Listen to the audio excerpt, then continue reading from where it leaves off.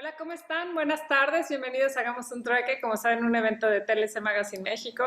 Y bueno, pues la verdad es que el día de hoy me da muchísimo gusto verlos a todos, poder seguir aprendiendo, poder seguir compartiendo experiencias y sobre todo para aquellas personas que nos ayudan a seguir viéndolos, por ejemplo, el doctor Máximo Carvajal, a todos los panelistas que están aquí, Iris, Guillermo Malpica, muchas gracias por ser parte de la comunidad de Hagamos un Trueque, me da muchísimo gusto verlos. ¿Cómo está, doctor Máximo Carvajal?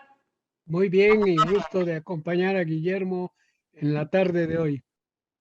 Sí, pues la verdad muy contentos que el día de hoy, como siempre, qué mejor de escuchar, aprender a esos seres maravillosos que la vida te pone para poder cultivar el conocimiento, la humildad y todo lo que un ser humano pueda compartir. Y pues tengo la suerte de contar con todos los panelistas que están aquí, de Hagamos un Trueque, que hace una hermosa comunidad, pero también con el ponente del día de hoy, que lo considero mi querido amigo Guillermo Malpica. Muy contentos de que nos acompañes. Bienvenido, Memo, ¿cómo estás? Gracias, Daniela. Pues muy contento de estar otra vez con ustedes. Muchísimas gracias por la invitación. Ya es mi casa, así que contento de volver a casa. Pues el tema del día de hoy muy interesante. Sin duda, todo lo que son el comercio digital nos ha cambiado completamente cómo compramos nuestro estilo de vida. Así que el tema del día de hoy es persiguiendo el futuro, comercio digital en los TICs de México. Así que, bueno, pues estamos muy interesados en escucharte. Pero antes, permíteme, por favor, escuchar un dato peque del trueque, por favor.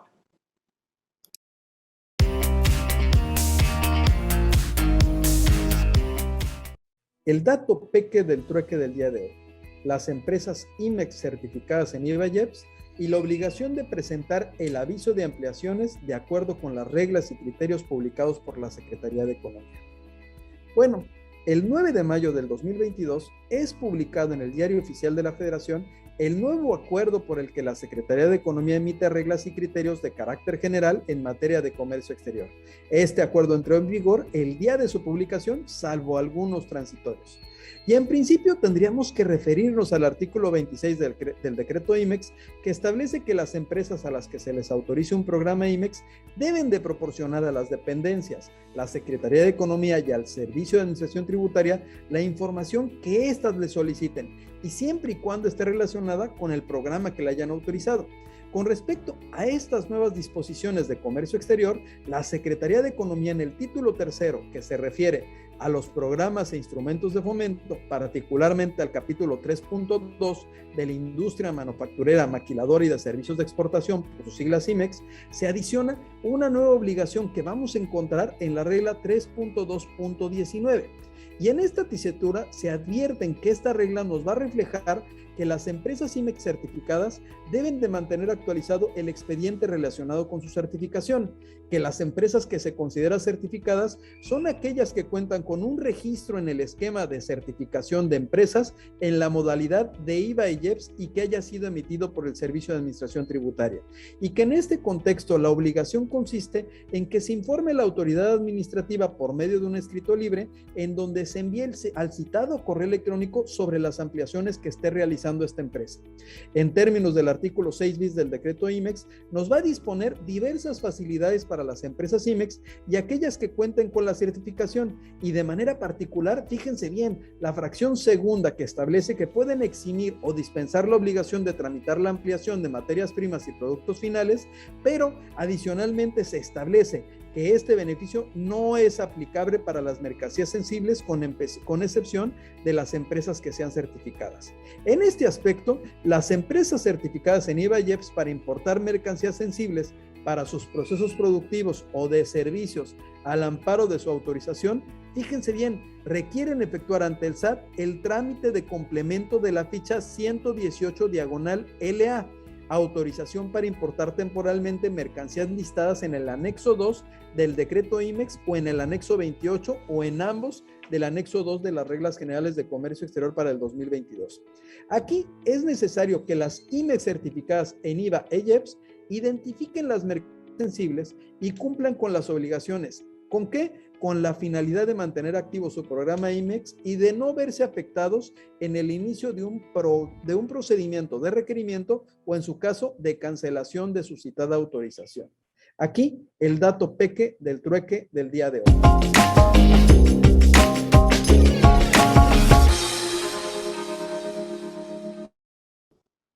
Pues la verdad, un tema muy importante, algunos cambios que debemos de aplicar las empresas IMEX, las certificadas en IVA-IEPS, así que si quieren volver a repetir este dato peque, los invito a que lo vean a través de nuestra página de TLC Magazine México, que es muy importante.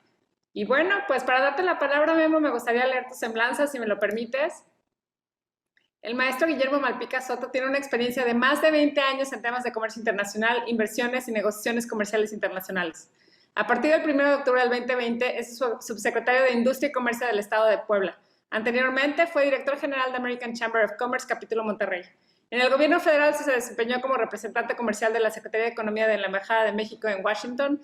En este cargo dirigió desde Estados Unidos los esfuerzos de cabildeo, apoyo a las negociaciones y la defensa de los intereses en México en materia comercial. También participó en negociaciones del Tratado entre México, Estados Unidos y Canadá, TEMEC, como jefe negociador en los temas de servicio, inversión, energía y movilidad temporal. Anteriormente fue director general de Comercio de Servicios e Inversión de la Secretaría de Economía Federal, consejero en la Misión Permanente de México ante la Organización Mundial de Comercio en Ginebra y responsable de asuntos económicos en la representación de la Secretaría de Economía en Ottawa, Canadá.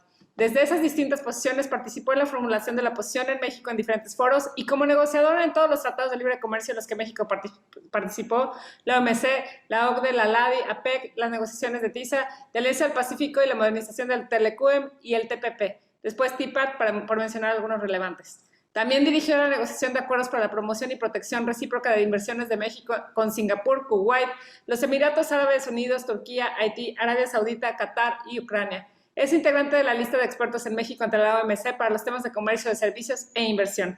Es licenciado de Economía por la Universidad de las Américas Puebla, maestro en estudios internacionales en el TEC de Monterrey y doctorante en políticas públicas en esta misma casa de estudios. Memo, bienvenido. Es un honor tenerte aquí en tu casa en Hagamos un Trueque. Muchas gracias, Daniela. Y muchas gracias a todos por conectarse. Un gusto siempre ver a los amigos de este grupo de amantes del comercio internacional, intercambiar opiniones. Doctor Carvajal, como siempre, un gusto saludarte. Voy a hacer una presentación sobre un poco la historia de la negociación del comercio digital en México. El título es básicamente la conclusión de mi presentación. Entonces, bueno, vamos a verla y después volvemos al título. Voy a compartir mi pantalla y ahí creo que ya la deben estar viendo. Voy a hacer la presentación. Perfecto. Percibiendo el futuro, comercio digital en los TLCs de México, ¿no? Primero que nada, vale la pena mencionar que en algunos primeros ejercicios se le llamaba sobre todo comercio electrónico y después ya se le llama de una manera mucho más uniforme comercio digital. La verdad es que ahora se usa de manera indistinta. En algún momento quería hacer una distinción entre lo que se comerciaba por plataformas digitales, pero que era físico, y de lo que se comerciaba por plataformas digitales, pero era digital, ¿no? Digital o físico por plataformas digitales. Comercio electrónico era, en un principio, lo que se comerciaba por plataformas digitales, pero era físico. Después ya básicamente son términos que se usan de manera indistinta y se usa cada vez más comercio digital, más que comercio electrónico. ¿Qué tenemos acá? Pues una lista de los tratados que tiene México en vigor, salvo el primero, que ya no está en vigor, porque pues ya entró en vigor el TEMEC. Y como pueden ver abajo, en rojo, estos son todos los capítulos de servicios que tenemos en nuestros tratados. Y pongo comercio digital en comercio de servicios porque así es como se le asignó, al menos en México, al equipo negociador, ¿no? O sea, comercio de servicios. Pueden ver aquí que tenemos un primer ejemplo en el Tratado Único con Centroamérica. En este caso, cayó todavía en la responsabilidad del negociador de comercio de mercancías. Es un capítulo inicial sobre algunos temas de comercio electrónico, sobre todo lo que se refiere al tratamiento del comercio de mercancías físicas cuando es a través de plataformas digitales. Esto es muy inicial, y después ya en nuestros tratados más modernos, en Alianza del Pacífico, Panamá, el TPP, después TIPAD, TEMEC y TELECUEM, ya tenemos capítulos cada vez más robustos de comercio electrónico o comercio digital. Entonces es simplemente para tener un panorama de dónde están estas disciplinas en nuestros tratados. Después voy a mencionar algunos otros temas que no están en nuestros tratados, o más bien otros tratados en los que México no es parte y que también vale la pena comentar sobre el tema de comercio electrónico. Antes de ello, algunos números. Como decía Daniela, el tema de comercio digital cada vez es más importante en nuestras transacciones diarias. ¿Quién no hizo compras en línea durante la pandemia, no? Creo que fue básicamente el boom, ¿no? Todo el mundo hizo un incrementó sus compras en línea durante esta pandemia. Según la Asociación Mexicana de Ventas Online, hacen un estudio anual sobre ventas online y el estudio de 2022 dice que el comercio digital en México creció 27% en 2021, llegando a 401,000 millones de pesos. Esto es más o menos 20,000 millones de dólares. Antes de la pandemia, digamos, de 2018 a 2019, el comercio en línea, comercio digital en México creció 8%. Después en la pandemia creció una barbaridad, creció algo así como 80%, de 2019 a 2020, fue un crecimiento brutal. En todo el país, en todo el mundo, el comercio digital en el 2020 creció algo así como 27% y en México creció el triple que eso. Entonces los números de la pandemia en comercio digital son completamente irreales, ¿no? Así que, pero no solamente ahí, sino que simplemente si vemos las cifras de cómo va creciendo el comercio digital desde sus orígenes hasta la fecha, siempre han tenido unas tasas de crecimiento importantes, ¿no? No tan espectaculares como la de 2020, pero siempre importantes. Por ejemplo, en 1994 prácticamente no existía el comercio digital, ¿no? Casi no había comercio digital. Unos meses después de la entrada en vigor del Tratado de Libre Comercio de América del Norte, al señor Jeff Bezos se le ocurre, después de leer unos informes sobre el crecimiento del comercio a través del Internet, se le ocurre fundar una empresa, unos meses después de la entrada en vigor del Telecán, que se llama Cadabra, lo que después se llamaría Amazon, ¿no? Entonces, si vemos los números de comercio digital de 1994 a 2014, los primeros 20 años, creció de 0 a más o menos 1.3 billones de dólares, ¿no? Entonces, siempre ha tenido un crecimiento espectacular el comercio digital, ¿no? Y en México es uno de los 5 países con mayor crecimiento en el mundo, al menos con estas cifras del año pasado, ¿no? Entonces, que parece mucho, ¿no? Pero en realidad todavía no es la mayor parte de las ventas al por menor, ¿no? O sea, el retail todavía es mayoritariamente presencial, ¿no? O sea, el 11% de las ventas totales en México de retail son de comercio digital. Este 11%, es un poquito más bajo que el promedio. Creo que el promedio mundial es algo así como 19%. Y hay países, el país principal en comercio digital actualmente es China, que tiene como 44% del total de su comercio al por menor es en línea, ¿no? Entonces, 44% de China, más o menos 19% del mundo y 11% de México. Bueno, pero está creciendo de una manera muy acelerada en México, de los países en donde más crece. Entonces, lo que esperamos es que ese 11% vaya siendo cada vez un número más grande. ¿Qué se sigue reconociendo? Voy a minimizar aquí esto. Ajá. Los consumidores digitales continúan reconociendo en el comercio digital, ¿qué cosa? Bueno, primero, los beneficios de la entrega a domicilio, evitarse ir a las tiendas físicas y tener acceso a inventarios exclusivos a través de un canal digital. Esto sigue siendo, como digamos, el motivador para comprar en línea, ¿no? A la pregunta específica de qué es lo que hace que la gente compre en línea, se contestó en este estudio de 2022, tener diferentes métodos de pago, 50%, la seguridad en un 82%, la seguridad es importante para detonar el comercio digital, el nivel de información anunciada, esto es cuánta información sabemos del producto, ya que no lo podemos tener físicamente, cuánta información podemos tener del producto, eso es 43% en el nivel de importancia, y la necesidad de una entrega más rápida, 46%.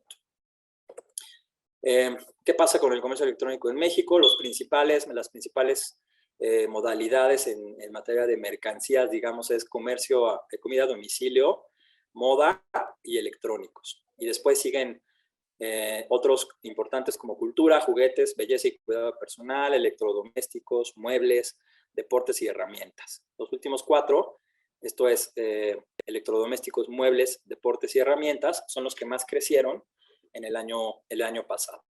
Si vemos los servicios, hablando de servicios a través de comercio digital, el principal obviamente son los servicios bancarios, 80%, los servicios de suscripción, a plataformas digitales de contenidos, por ejemplo, 79%, pago de servicios 75%, telecomunicaciones 71% y viajes y transportes 64%.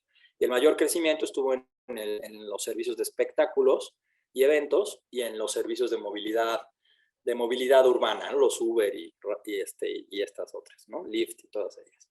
Esos son algunos números para situar al comercio electrónico en México y en el mundo. ¿Qué buscamos en las negociaciones? Bueno, hablando, por ejemplo, del TEMEC, recordarán ustedes que los países del TEMEC, cuando estaban preparándose para la negociación, sacaron algunos objetivos o metas para la negociación. Estados Unidos, porque su ley así lo requiere, lo sacó como un mes antes. México sacó no objetivos, sino cuáles eran las prioridades, más o menos 15 días antes, y Canadá sacó sus prioridades un día antes, ¿no? Yo creo que es inteligente, pues, no decir qué quieres en una negociación antes de que empiece la negociación. Entonces, bueno, estuvo bien, ¿no? Por Canadá y por México. Entonces, México sacó prioridades, no dijo exactamente qué quería en cada uno de los capítulos, y dijo, las 4 prioridades de México para esta negociación del TEMEC son aumentar la competitividad regional, hacer un comercio más inclusivo y responsable, tener mayor certidumbre jurídica y tener disciplinas modernas, ¿no? Disciplinas acordes a la economía del siglo XXI. O sea, el comercio digital cae en la prioridad de modernización del tratado, ¿no? Un poco para situar este capítulo específico del TEMEC, el capítulo 19, en su contexto de negociación. Bueno, ¿qué buscamos en el capítulo? Como pueden ver, el comercio electrónico no necesita que le ayudemos, ¿no? Que los gobiernos le ayuden a crecer. Entonces, con eso en la mente, básicamente el enfoque de la negociación es cómo quitamos barreras al crecimiento natural que está teniendo el comercio digital en el mundo. Es decir, un enfoque de mucha ayuda al que no estorbe, ¿no? Sí. ¿Cómo quitamos cosas para que el comercio crezca de manera natural? Donde hay regulación en los países que impide el crecimiento del comercio digital. Es eso a lo que se dedican los capítulos de comercio electrónico. Yo creo que es un enfoque adecuado, porque, primero porque lo que digo, ¿no? El comercio digital no necesita que lo promuevas de ninguna manera, que solito está creciendo y muy bien. Y segundo, pues porque normalmente la negociación de los tratados se queda estática por algunos años como un instrumento legal, y el comercio digital pues está cambiando todo el tiempo, ¿no? Entonces, atender temas específicos, demasiado específicos, podría ser caer en la obsolescencia de manera muy rápida, ¿no? Entonces, a lo mejor un enfoque de dejemos crecer esto de manera natural es un enfoque mucho más sostenible en el largo plazo, ¿no? Digamos. Bueno, hay algunas excepciones y ahorita las vamos a ver. Pues el objetivo del comercio electrónico, de los capítulos que tiene México en diferentes tratados que vimos ahí, es eliminar obstáculos al comercio, fomentar la economía digital. Y acá esto es importante, no es lo mismo economía digital que comercio digital.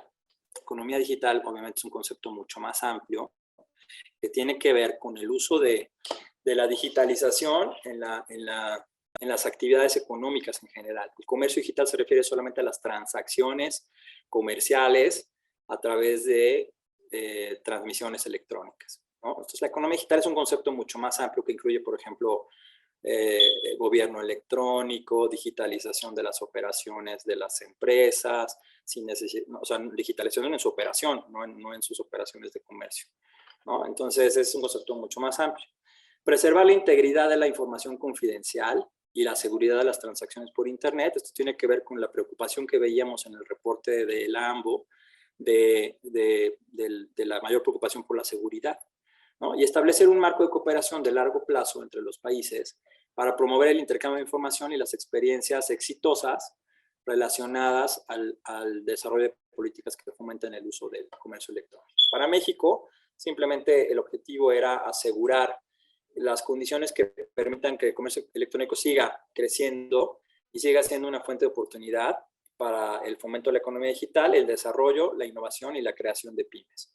Hay una enorme oportunidad para las pymes a través del comercio digital, porque de alguna manera hace mucho más barato, mucho más sencillo llegar a todos los rincones del planeta, para aquellas empresas que no tienen una estructura muy, muy grande para promover sus exportaciones, o no tienen grandes equipos en la parte legal, no tienen grandes equipos en diferentes áreas, más allá de su razón de ser, de lo que producen o de los servicios que prestan. Entonces, hay una enorme oportunidad para las MIPYMES a través del comercio digital. Ya existía el comercio electrónico como concepto, pues no tanto. Ahorita vamos a ver, cuando veamos un poquito de la OMC, qué es lo que existía. Ya existía el concepto de Internet en las negociaciones anteriores al Internet. Sí, fíjense que curiosamente, antes de que le llamáramos Internet, que es pues, por donde se mueve el comercio digital, antes de que existiera el Internet, ya existían servicios como los que utiliza el Internet y ya se negociaban en los instrumentos comerciales internacionales. O sea, desde el GATS, desde la Ronda Uruguay, cuando se negocia por primera vez servicios de telecomunicaciones, ya había unos servicios que son básicamente lo que hoy llamamos Internet, aunque en ese entonces todavía no se concebía como Internet, ¿no? Entonces, desde 1986 hay servicios de conmutación de paquetes, que es básicamente lo que hace el Internet, ¿no? Junta datos de un lado, los hace paquetes, los encripta, los manda al otro lado, se desencriptan y se ofrecen, ¿no? Transformando. Esa es conmutación de paquetes. Ese servicio ya existía desde la Ronda Uruguay. México tiene compromisos en telecomunicaciones en conmutación de paquetes, por lo tanto, cuando nace el Internet, pues nace ya teniendo compromisos en la OMC, ¿no? Entonces, ya había entonces necesidad de tener alguna discusión sobre el comercio incipiente, comercio electrónico incipiente, desde los 90s en la OMC. Bueno. ¿Qué hacemos en nuestros tratados? Primero, no definimos qué es comercio digital. Fieles a nuestra tradición de no definir lo que le da título a los capítulos, así como no definimos qué es un servicio, tampoco definimos qué es el comercio digital, sino que definimos qué es esto, ¿no? ¿Qué es un producto digital? ¿Qué es lo que se comercia al final del día, ¿no? Y tenemos esta definición que es básicamente todo aquello que se puede reducir a una señal digital y que se comercia, ¿no? Para hacerle honor a las dos palabras que forman comercio digital. No incluye la representación digitalizada de un instrumento financiero como el dinero, ¿no? No incluye eso, la definición de producto digital. Pero es prácticamente cualquier cosa, un programa de cómputo, un texto, un video, una imagen, una grabación, que esté codificado digitalmente, ¿no? Que se pueda transformar en cadenas de ceros y unos. Y que se pueda comerciar, ¿no? Que haya una transacción comercial alrededor de eso. ¿Cuáles son las principales disposiciones? Si me tuviera que quedar con 4 artículos de nuestros capítulos de comercio digital, me quedaría con estos 4. El primero es libre flujo de información. La información, para que pueda crecer el comercio digital, debe ser capaz de moverse a través de las fronteras. Por supuesto, cuidando la integridad de la información personal, la seguridad de la información, en fin. Pero sí debe ser capaz de moverse. Parece una obviedad, pero hay países que restringen de alguna manera el flujo de información, ¿no? Entonces, tenemos que ser muy claros y muy explícitos en que los capítulos de comercio digital contengan un artículo que dé por hecho, no que dé por hecho, sino que especifique que se necesita el libre flujo de información. Puede haber casos en los que el libre flujo de información se restrinja de alguna manera por razones temporales o por razones particulares, pero no como una política sostenible. Segundo gran artículo, no restringir la ubicación o el establecimiento de servidores. El modelo de negocios del comercio digital establece pues, que puedes estar básicamente en todo el mundo, ¿no? Y como puedes estar básicamente en todo el mundo, pues puedes tener datos de usuarios y de operaciones de esos usuarios de todo el mundo. Entonces no es eficiente tener servidores en cada país en donde tienes operaciones de comercio digital. Si yo soy Amazon y tengo operación en 200 países, no es eficiente tener servidores con la información de cada uno de los países en ese país, ¿no? Algunos países, algunas economías, sobre todo asiáticas, tenían o tienen todavía en sus leyes el requisito de que si vas a hacer comercio digital en ese país, los servidores con la información de los clientes y las transacciones tienen que estar en ese país. Esto es contrario al modelo de negocios del comercio digital. Hace muy cara la operación del comercio digital mundial y además hace riesgoso el mantener la información, ¿no? Normalmente estas grandes empresas mundiales de comercio digital tienen unos cuantos centros de servidores en el mundo, en lugares muy seguros, muy bien resguardados contra cualquier desastre natural, con condiciones estables de temperatura y de humedad y unos búnkers, ¿no? Básicamente, unos cuantos regionales. Entonces no tiene mucho sentido tener servidores en cada país. Entonces los capítulos dicen, bueno, no debes tener en tus leyes la obligación de tener la localización de tus servidores en el país, ¿no? Se llama de manera coloquial este artículo, no localización forzada de servidores. Tercer artículo que me parece muy importante, la no imposición de aranceles a las transmisiones electrónicas, incluyendo contenido electrónico. Es decir, si hablamos, por ejemplo, de comercio internacional de mercancías a través de físicas, a través de plataformas digitales, obviamente se puede cobrar un arancel por el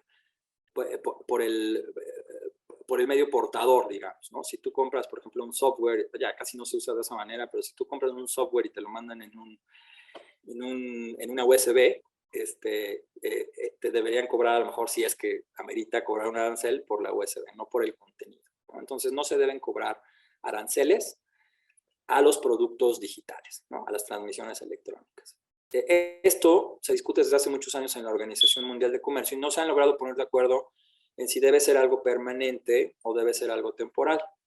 Entonces lo que hacen en la OMC es que cada vez que hay una conferencia ministerial, que es este órgano superior de decisión de la OMC, en donde se reúnen cada 2 años más o menos todos los ministros de comercio de la OMC, en estas conferencias ministeriales normalmente deciden hacer una moratoria a la imposición de aranceles a los productos digitales. Y se ven hasta la próxima conferencia ministerial y deciden si extienden la moratoria. Y así la han estado haciendo por años, ¿no? Entonces, extienden la moratoria cada 2 años en las conferencias ministeriales, mientras que muchos países como México, en nuestros capítulos de comercio digital, ya dijimos, ya no vamos a estar teniendo moratorias y simplemente no nos vamos a cobrar nunca aranceles a los productos digitales. Es decir, nacen libres de aranceles los productos digitales y así se quedan para siempre. ¿Cuál es el debate? ¿Por qué la gente a veces no? ¿Por qué algunos países dudan en hacer esto de manera permanente? Bueno, pues el desarrollo de la tecnología puede llegar a un punto en el que, imaginando, no sé, una evolución muy rápida de la impresión 3D, imaginen eso, que después la impresión 3D pueda ser llevada a la producción en serie y que entonces ya todos los productos que crucen las fronteras lo hagan a través de transmisiones electrónicas, ¿no? Que ya no cruce absolutamente nada de manera física, ¿no? O la gran mayoría de cosas no crucen más que de manera digital, ¿no? Muchas mercancías que se puedan imprimir en impresoras 3D, pues ya no pagarían aranceles y eso representaría quizá una merma en los ingresos de los países que cobran aranceles hoy. Entonces, algunos países tienen dudas sobre si es hacer permanente esta moratoria. México y la mayoría de sus socios comerciales ya no tienen esa duda y ya no cobran aranceles para siempre. No es una moratoria, sino es un artículo fijo en el tiempo que dice que no se cobran aranceles. Y cuarto, trato no discriminatorio, como todos los capítulos de acceso a mercados de los tratados, ¿no? Acceso a mercados de bienes, acceso a mercados de servicios, acceso a mercados de compras de gobierno, acceso a los flujos de inversión. Todos estos capítulos de acceso tienen un principio de no discriminación. Igual el capítulo de comercio digital. Ahora, el capítulo de comercio digital no se lee solito, ¿no? No es autocontenido. Obviamente, todo lo que tiene que ver con acceso a los mercados de bienes y de servicios está cubierto en los capítulos de acceso a mercados de bienes y acceso a mercados de servicios de nuestros tratados, y más estas disciplinas para cuando eso sucede en una plataforma digital, ¿no? Entonces este capítulo es complementario a los capítulos de acceso a los mercados que tienen nuestros tratados, en cuanto al acceso a los mercados se refiere. Y bueno, atento a sus preguntas también si estoy siendo demasiado complejo. Algunos otros artículos, bueno, aquí una explicación de cada uno de estos 4, no me voy a meter demasiado en esto, pero básicamente pues tienes un reconocimiento de la reglamentación nacional, siempre se hace eso, ¿no? Los países son libres de hacer como le quieran hacer para regular la transferencia de información, pero se debe permitir, ¿no? Se debe permitir la transferencia electrónica de datos. Y después alguna posibilidad de excepción. Siempre es esta la arquitectura de este tipo de disposiciones, ¿no? O sea, tú eres libre, pero no tan libre, pero tienes alguna posibilidad de tener una excepción, ¿no? Así es más o menos la arquitectura. Entonces hay libertad en la transferencia de datos. ¿Se puede restringir de manera temporal en algunos casos? Sí, cuando esto para lograr algún objetivo de política legítimo, ¿no? Siempre que la medida no sea un medio de discriminación arbitrario o injustificable o una restricción encubierta al comercio. Esta frase es muy común en las excepciones, ¿no? Es decir, yo te permito hacer ciertas excepciones por razones importantes, ¿no? Por objetivos legítimos de política. Vamos a pensar que yo soy una isla y que quisiera tener todos los datos de las transacciones comerciales que hago a través de mis servicios hospitalarios. Pues sí, de alguna manera dentro de mi territorio, ¿no? Dentro de la isla, ¿no? Que no salgan ni entren porque si hay algún problema físico, a lo mejor me cuesta más trabajo recuperar los datos, qué sé yo, estoy inventando, ¿no? Por razones de objetivo legítimo de salud, ¿no? O un objetivo legítimo de cuidar la vida, ¿no? Esos son objetivos legítimos de política, por ejemplo. Pero no puedes abusar de eso, ¿no? Es decir, no puedes hacerlo con el pretexto, no puedes ser proteccionista y poner esto de pretexto, ¿no? Eso es lo que dice en términos coloquiales esta frase muy usada de que no sea un medio de discriminación arbitrario o justificable o una restricción encubierta al comercio, ¿no? Una disguised restriction to trade. El de ubicación de las instalaciones informáticas, básicamente tiene, ya que estoy hablando, aquí estaba hablando en la slide anterior del artículo 19. Cuando hablo del artículo 19 algo, estoy hablando del capítulo 19 de comercio digital, por lo tanto estoy hablando del TEMEC. Y cuando pongo como ejemplo el artículo 14 punto algo, estoy hablando pues obviamente del capítulo de comercio digital del TIPAT, ¿no? Que es el capítulo 14. Porque el capítulo 14 del TEMEC es el capítulo de inversión. Pero bueno, mezclé un poco los capítulos entre el TIPAT y el TEMEC porque me parecían más claras las redacciones de los artículos que estoy explicando. Entonces, ningún país puede, esto es lo de no ubicación forzada de servidores, lo que les conté, así se lee en el artículo. Esa es la redacción textual de ese artículo de no ubicación forzada de servidores. Lo de los aranceles se dice de alguna manera, como lo ven aquí en el capítulo 14.3, no vamos a cobrar aranceles, es decir, derechos aduaneros a las transmisiones electrónicas, pero sí puedes poner otro tipo de impuestos internos, tarifas u otras cargas sobre el contenido transmitido electrónicamente. ¿Qué es lo que estamos diciendo aquí? Pues sí te puedo poner otros impuestos domésticos, ¿no? No te voy a cobrar aranceles, pero te puedo poner otros impuestos domésticos. Entonces, a lo mejor la pregunta de si cobrarle impuestos a las plataformas digitales como Netflix, que estuvo en debate hace algunos meses, o cobrarle a Uber impuestos, si eso era compatible o no era compatible con nuestros tratados, yo diría que hay que revisarlo con mucha atención, pero de una lectura muy simple, muy directa, podrías decir que sí es compatible, ¿no? Obviamente habría que verlo con mucho más detalle. Bueno, ¿qué otro tipo de disposiciones hay? Protección a los consumidores y de su información personal, este tema relacionado con la preocupación por la seguridad. Principios sobre el acceso y uso del Internet, ahorita los vamos a ver. Marco Nacional de las Transacciones Electrónicas, autenticación electrónica, firma electrónica, comercio sin papel, comunicaciones electrónicas comerciales no solicitadas. Este largo nombre lo que quiere decir es spam, ¿no? Spam comercial. Cooperación, responsabilidad de las plataformas digitales, que es un tema muy, muy relevante ahora en la discusión en Estados Unidos. Código fuente, que fue un tema que introdujo por primera vez Japón, la negociación del TPP, y ciberseguridad.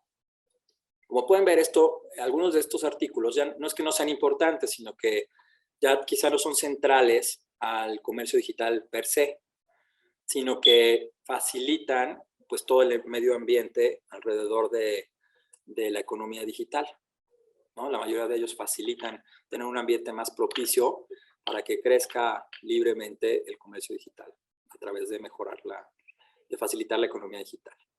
Vamos a ver estos de alguna manera a través de sus disposiciones específicas en los diferentes capítulos, ¿no? Aquí estoy usando el TMEC, perdón, el TPP, después TPAT, y lo que necesitamos acá en el tema, protección al consumidor en línea, lo que intenta hacer es, se pone mucho más vulnerabilidad los consumidores cuando hay operaciones en línea. No sabes dónde está ubicado jurídicamente la empresa en la que tú estás comprando. Puede estar en otro país, el centro de distribución, y en un país diferente al tuyo también, la constitución formal de la empresa. Entonces, ¿qué pasa si hay un mal servicio o un producto defectuoso? ¿Cuáles son las reglas que aplicarían para la defensa del consumidor en esos casos, ¿no? Todas estas preguntas todavía no tienen una respuesta muy clara, y lo que se hace en los capítulos de comercio digital es fomentar la cooperación entre las partes para que se atiendan de alguna manera estos temas de preocupación de sobreprotección al consumidor. ¿Qué se hace, por ejemplo, en la Alianza del Pacífico? Bueno, pues se propone intercambiar entre las agencias de protección, los sistemas nacionales de protección al consumidor, hacer acuerdos entre los sistemas de protección al consumidor de los países parte para intercambiarse listas de malos proveedores o de malos, malos proveedores, ¿no? Que te dan un mal servicio o te dan un mal producto. Esa es una manera de alguna manera de proteger a los consumidores cuando ya sabes que tal empresa tiene un mal récord en uno de los países parte, ¿no? Todavía son esfuerzos un poco tibios de proteger al consumidor, pero bueno, es lo que hay. Es una disciplina ciertamente muy importante, pero también muy compleja de regular por los diferentes marcos normativos en los países con respecto a la protección al consumidor. No son marcos internacionales normalmente, no hay un organismo, creo que no hay un organismo, si alguien sabe, corríjame por favor, no hay un organismo multilateral de protección al consumidor que establezca estándares internacionales, o por lo menos no se incorpora en la redacción de los tratados al día de hoy. Si existe uno y si tiene estándares internacionales, será buenísimo incorporarlo, por supuesto, en los próximos artículos sobre este tema, en las negociaciones futuras de México. Protección de la información personal, hay ciertas reglas, hay sí estándares internacionales sobre la protección de la información personal, y cada país también tiene el derecho de poner un marco normativo interno sobre la protección de datos personales y la capacidad de las personas de restringir la disponibilidad de sus datos personales para el uso de otras partes, ¿no? De terceros. A eso se refiere este artículo dentro de nuestros capítulos. ¿Qué más tenemos? El acceso y uso del Internet. Este es un principio que se tomó prestado de los capítulos sobre telecomunicaciones, desde la OMC hasta nuestros capítulos más viejitos, como el del Telecán, el capítulo 13 de telecomunicaciones del Telecán. Ya tenía un artículo sobre acceso y uso de las redes públicas de telecomunicaciones. ¿Qué quiere decir? Que si hay normalmente una concentración en quien provee la infraestructura de algo, es importante que quien provee esa infraestructura le permita a los nuevos entrantes a ese mercado conectarse a la infraestructura que ya existe y no tener que construir su propia infraestructura. No tiene mucho sentido en telecomunicaciones, donde era muy caro tender todo el cableado de telecomunicaciones de un país. Entonces deberías permitirle a los nuevos entrantes de telecomunicaciones conectarse a la red que ya existía. Lo mismo, este mismo principio se trae al capítulo de comercio digital y dices, bueno, si las grandes troncales de digitales de Internet están en pocas manos en el mundo, en realidad, las pequeñas empresas que hacen comercio electrónico deben ser capaces de acceder al Internet en términos razonables, no discriminatorios, a precios accesibles, con condiciones transparentes, ¿no? Eso es lo que quiere decir este artículo. Que las reglas del juego desde la base, desde la infraestructura, desde el acceso al Internet, estén claras y permitan la competencia. Eso es lo que quiere decir este artículo. Marco Nacional de las Transacciones Electrónicas simplemente te pide que tengas un marco nacional para atender las transacciones electrónicas. En México, desde hace muchos años se cambiaron un conjunto de leyes para permitir eso, entre ellos la Ley de Protección al Consumidor y algunas otras leyes para permitir las transacciones electrónicas, las firmas electrónicas, en fin. Solamente te marca como un modelo, una ley modelo de UNCITRAL, de comercio electrónico, que es viejísima, ¿no? De 1996. Es lo único que dice ese artículo. Debes tener un marco nacional que permita tener una atención a las transacciones por medios electrónicos. Si quieres, si no tienes uno, fíjate en esta ley modelo de la UNCITRAL, si todavía te sirve, y evita, otra vez esto de mucha ayuda al que no estorba, evita una carga regulatoria excesiva al comercio digital. Si tienes nuevas reglas que van a afectar potencialmente al comercio digital, como sucede en nuestros artículos de reglamentación nacional, de nuestros capítulos de comercio transfronterizo de servicios, permite que quienes van a ser potencialmente afectados conozcan esa nueva normatividad antes de que entre en vigor y permíteles hacer comentarios antes de que entre en vigor. Considera su opinión, ¿no? Considera la opinión de los que van a ser afectados antes de que entre en vigor esa normatividad. Es lo único que dice este artículo. Es un artículo, pues, importante porque te marca el derecho a regular, pero no a sobreregular y a regular de una manera incluyente, ¿no? Considerando la opinión de los afectados.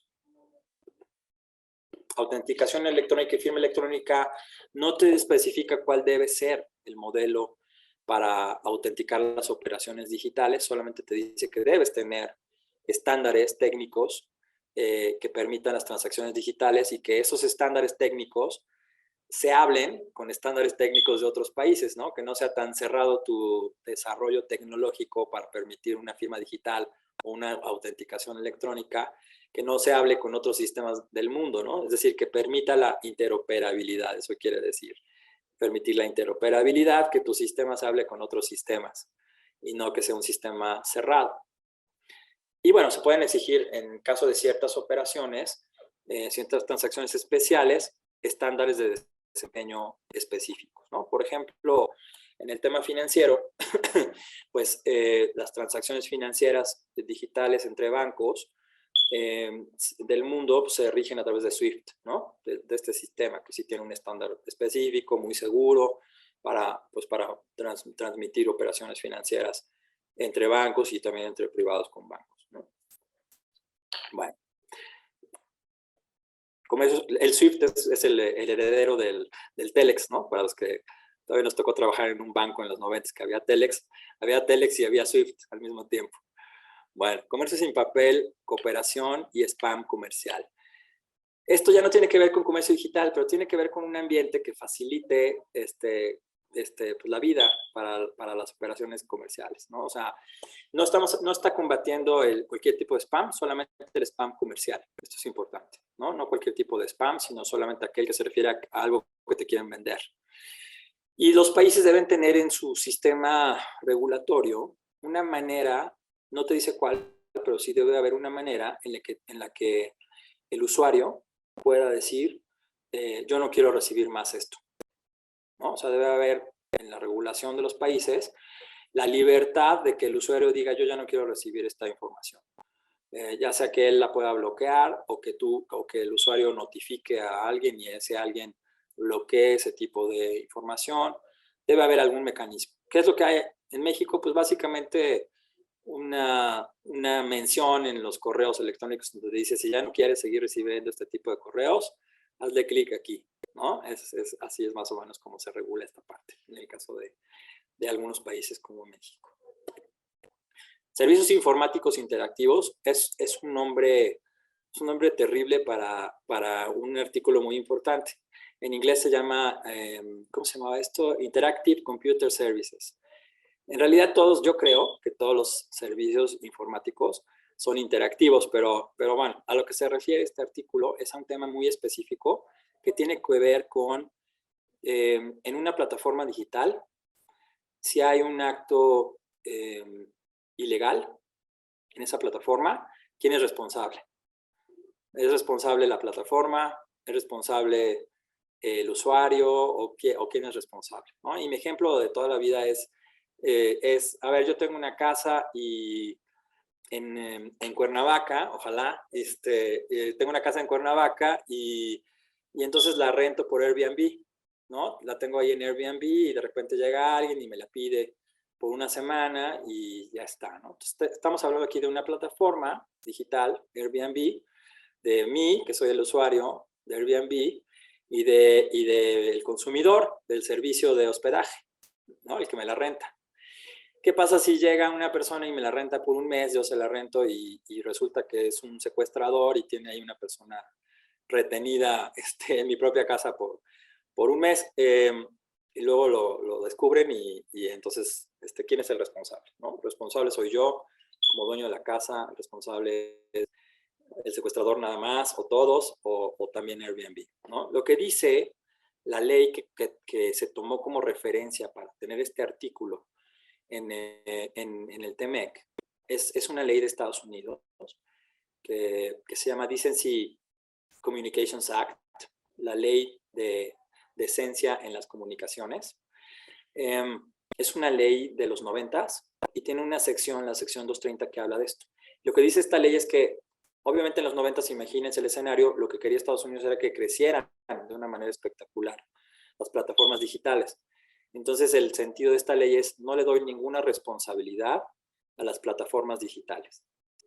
O sea, a las plataformas digitales no tendrían ninguna responsabilidad si yo le rento mi casa en Cuernavaca a un secuestrador.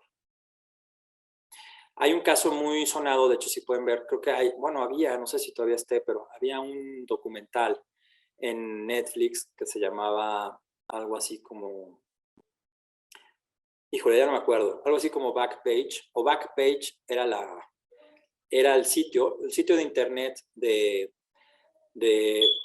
servicios de, ¿cómo se llama esto? De escorts en Estados Unidos, y que era acusado, y tenía razón, era acusado de ser una red de trata de personas. Y entonces hay toda una serie de demandas en algunos estados de Estados Unidos porque Backpage no quería bajar contenidos de mujeres que estaban ahí en su página contra su voluntad. Y los familiares que las encontraron después de que las habían perdido, que las encontraron a través de esa página, demandan en algunos estados que se haga responsable a ese sitio de estos delitos. Y al final el sitio de internet que les estoy contando gana la demanda y no tiene ninguna responsabilidad. Entonces es un caso terrible que empieza a provocar muchísimo debate en Estados Unidos, en diferentes estados de la Unión Americana, sobre la conveniencia de seguir teniendo esta sección 230 de la DCA, de si no será mejor tener una redacción que sí le asigne responsabilidad a las plataformas en la medida de lo posible, utilizando la tecnología, es decir, utilizando algoritmos, para que no se viole también el derecho a los datos personales de los usuarios, ¿no? O sea, aquí el debate es cómo vigila la plataforma que no haya una operación delictiva y al mismo tiempo respeta el derecho del usuario sobre su información, ¿no? La información que sube a la plataforma. Entonces, no hay tal debate porque la tecnología ya permite que con ciertos algoritmos se detecten ciertas palabras que se repiten en algún servicio, y eso te permita tener alguna sospecha de que hay alguna actividad delictiva ahí, y entonces puedas simplemente bajar esos contenidos por tu propia decisión como empresa, como plataforma digital, ¿no? Perdón. Entonces, Ese es un tema que se debate. Estados Unidos propone en el TMEC que México y que Canadá tengan este artículo de Interactive Computer Services. México y Canadá no lo tienen en su legislación y cuesta mucho trabajo aceptarlo. Primero, porque todo el debate que conocemos que estaba sucediendo en Estados Unidos. Y segundo, porque al menos en el caso de México, el argumento era: en México hay muchas dependencias que tienen que ver con comercio digital, no hay un organismo central que regule el comercio digital, ¿no? Hay muchísimas dependencias, desde las dependencias relacionadas con la seguridad, telecomunicaciones, contenidos digitales, oficinas dentro de la presidencia que tienen que ver con el entorno digital, en fin. Entonces había muchos jugadores y no había una regulación.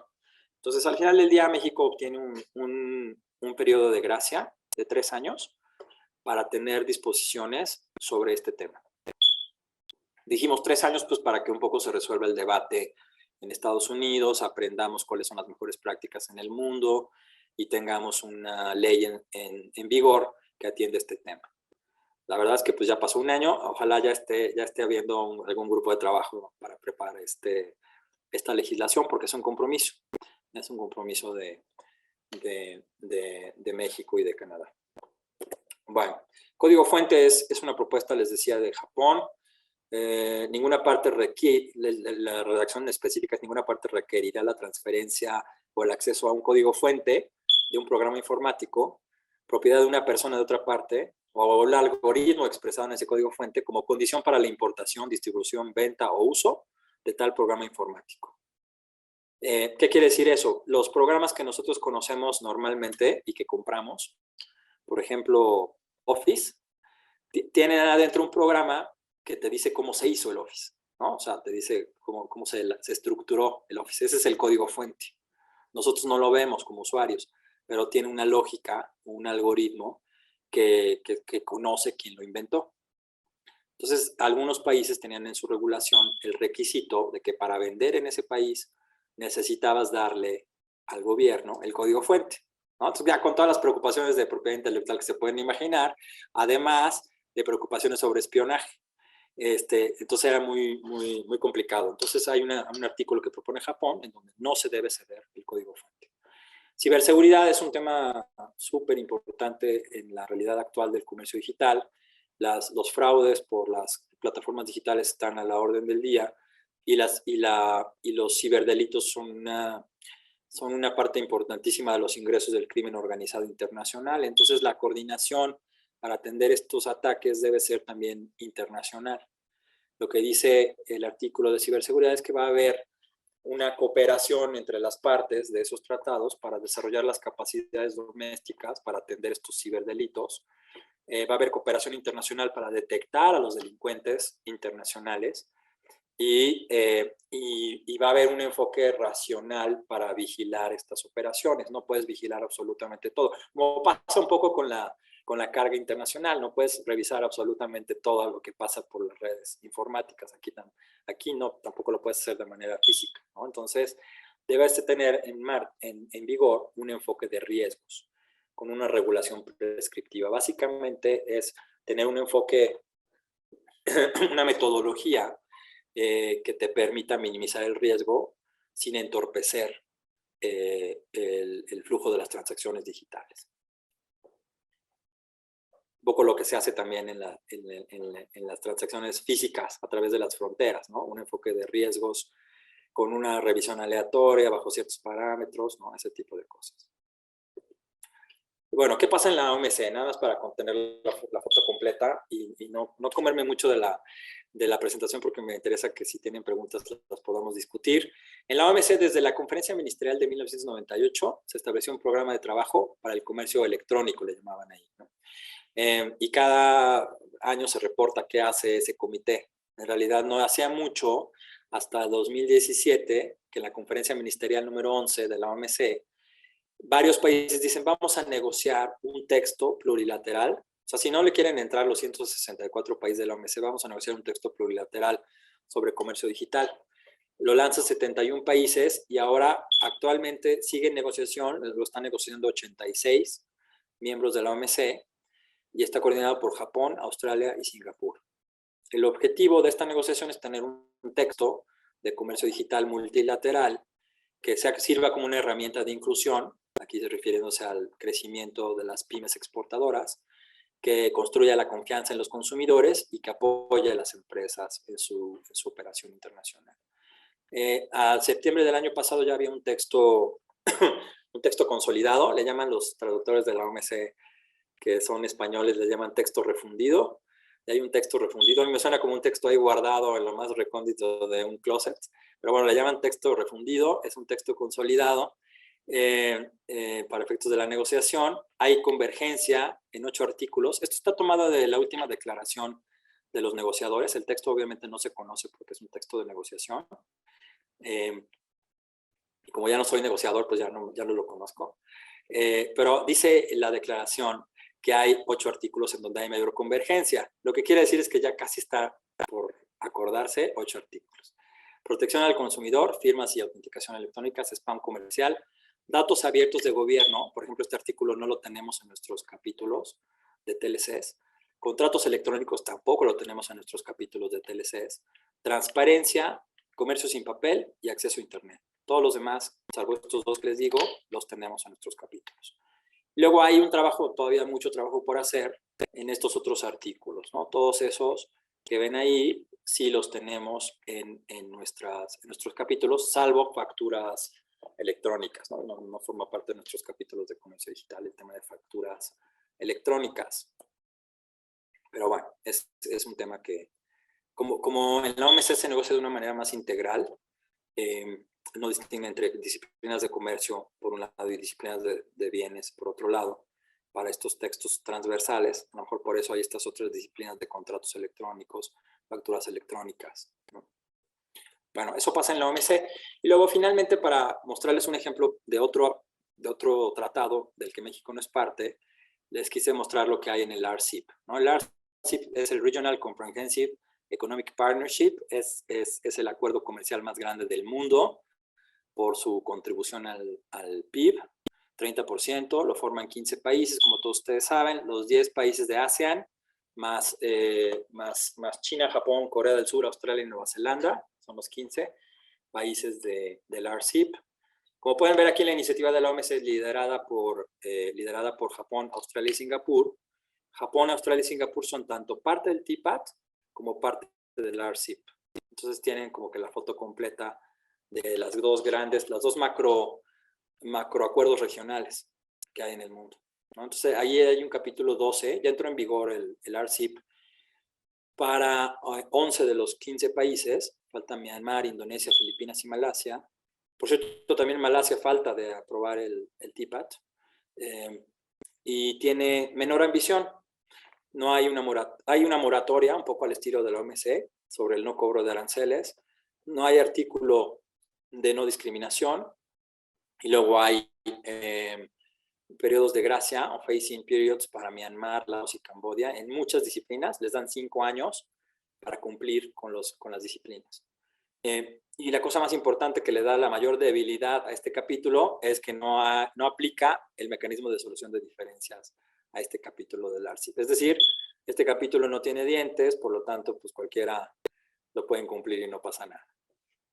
Y bueno, es lo que les quería contar. Hay muchas cosas que están en la discusión de lo digital en el mundo y que no están en los capítulos, como pueden ver, ¿no? No hay nada sobre inteligencia artificial, no hay nada sobre datos en la nube, sobre Big Data, no hay nada sobre estos temas, ¿no? Sobre impresión 3D, pero en realidad no son temas de comercio digital per se, aunque sí podrían estar en estos capítulos, ¿no? Es cuestión de simplemente una evolución de las disciplinas de los capítulos en los TLCs, y también el hecho de que siempre la regulación doméstica, como lo pongo ahí, y los tratados siempre van atrás del avance tecnológico, ¿no? Por eso el título de Persiguiendo el futuro. Nos la pasamos siempre en los tratados persiguiendo algo que se mueve mucho más rápido, como es el comercio digital, ¿no? Entonces, sin duda es un tema relevante, muy relevante para las pymes, y el tema de cooperación es fundamental para atender los retos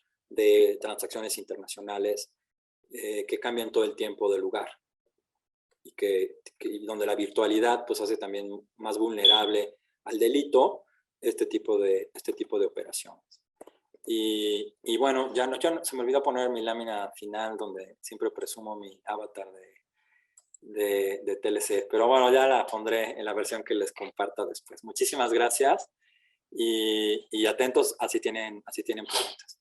Pues Memo, te agradezco muchísimo esta plática, este trueque, como siempre aprendemos muchísimo de ti. Y bueno, de parte de todo el equipo de TLC Magazine México, llegamos a un trueque, te queremos dar este reconocimiento a través virtual, en donde dice TLC Magazine México, llegamos a un trueque, otorga el presente reconocimiento al maestro Guillermo Malpica Soto por hacer un trueque en la plática virtual con el tema Persiguiendo el futuro, comercio digital en los TLCs de México, el día 18 de mayo del 2022. Muchísimas gracias, Memo. Muchísimas gracias por invitarme y por el reconocimiento. Siempre un gusto. Y hay muchas felicitaciones de todos los que nos acompañan el día de hoy. En verdad que excelente plática, ¿no? Que muy actual. Así que muchísimas gracias y como siempre, esta es tu casa.